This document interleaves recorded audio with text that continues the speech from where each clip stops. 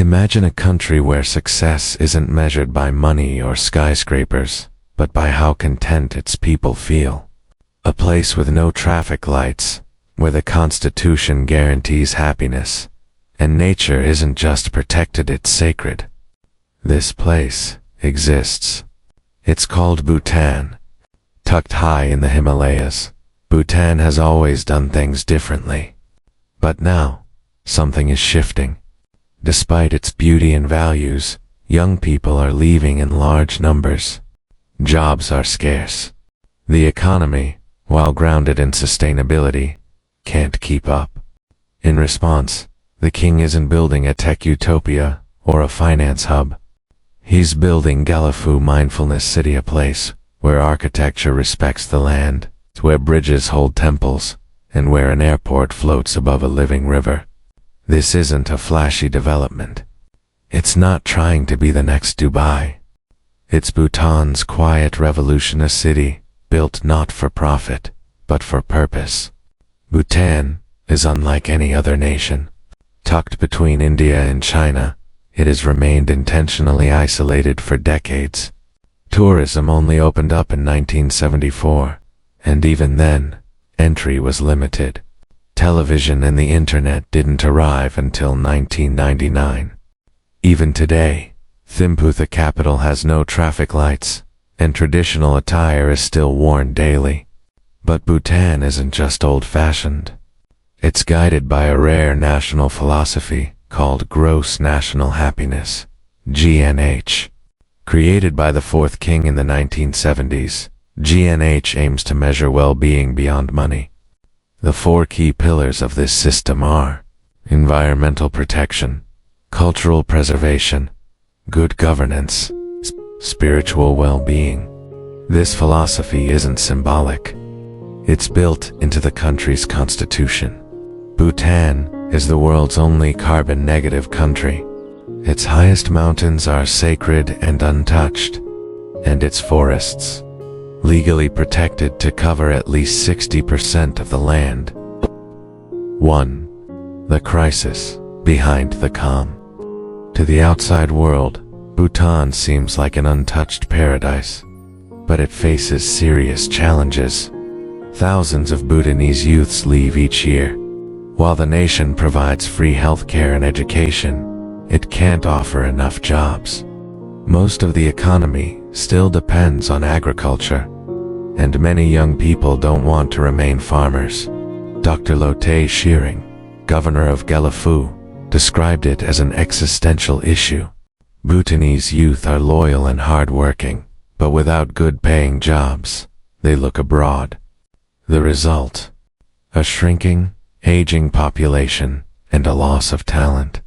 Bhutan could try industrialization or mass tourism, but that would clash with its cultural and environmental values.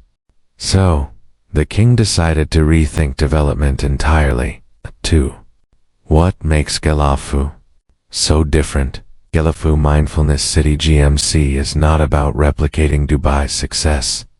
It's about building something new. Located in southern Bhutan, the city will span an area the size of Hong Kong. But instead of high-rise buildings, it will consist of interconnected towns linked by bridges that serve practical and cultural purposes. One bridge houses a temple. Another contains a medical center that combines Western and traditional Bhutanese healing. A third holds an international airport, elevated above a river so the fish below remain undisturbed. These structures echo the design of John's ancient Bhutanese fortresses that combine spiritual, civic, and communal functions. Bhutan's building laws limit construction height to 6 stories. This isn't just aesthetic. It reduces reliance on carbon-heavy materials like concrete and steel. So while other cities chase vertical expansion, Bhutan is building laterally with intention. GMC is designed to protect Bhutanese identity while still offering growth and innovation. 3. Architecture in harmony with nature. Most cities fight nature. Gelephu flows with it. Flooding is a major risk in the region. But instead of controlling rivers with concrete walls, Bhutan is planting rice paddies around them. These paddies serve two purposes: food production and flood absorption. The idea is simple: let water spread into fields instead of pushing it into sewers. Buildings will use permeable paving and modular designs to adapt to nature, not resist it. The airport itself is built with glulam beams laminated timber that is low carbon, strong, and beautiful. The beams are inspired by kakons, traditional wooden columns in Bhutanese homes. Inside the terminal, trees provide natural shading. Courtyards bring fresh air. The structure isn't just eco-friendly, it's peaceful. Even the skyline respects this.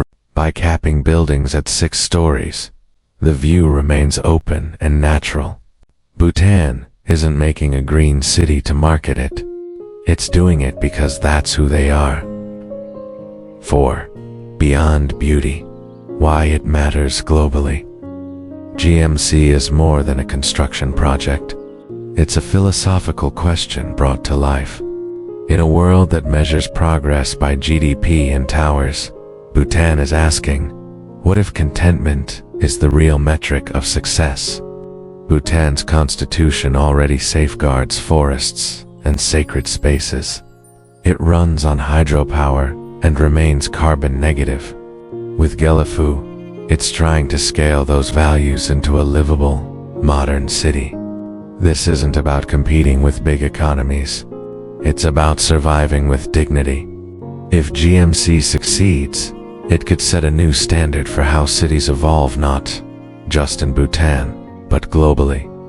It shows that growth doesn't have to mean destruction. 5. A national effort with global impact. What's even more striking than the design is the human effort behind it. The king himself pledged to help build the airport with his children.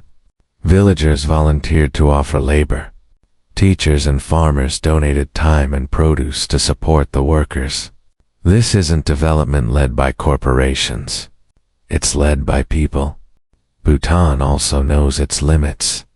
It doesn't have enough engineers or architects for a project of this scale. So it's welcoming international experts not to take over, but to work alongside locals, training them for the future. The long-term goal: that Bhutanese professionals one day become advisors to similar projects across the world. This city is Bhutan's leap forward, but it's done with humility. In a world obsessed with speed and scale, Bhutan is offering a different path. It acknowledges its flaws. It faces real problems. But instead of rushing to copy others, it's building a future rooted in its own values. Gelephu Mindfulness City is still in progress, but it's already changing how we think about development. From hydro dams that hold temples, to airports that let rivers flow beneath them, this city puts nature and peace at its center. Whether it becomes a global model or remains Bhutan's personal success story, one thing is clear. The world has something to learn from this quiet Himalayan kingdom. So next time you hear that the future must be fast and flashy, think of Bhutan. Because while others build to impress, Bhutan builds to endure.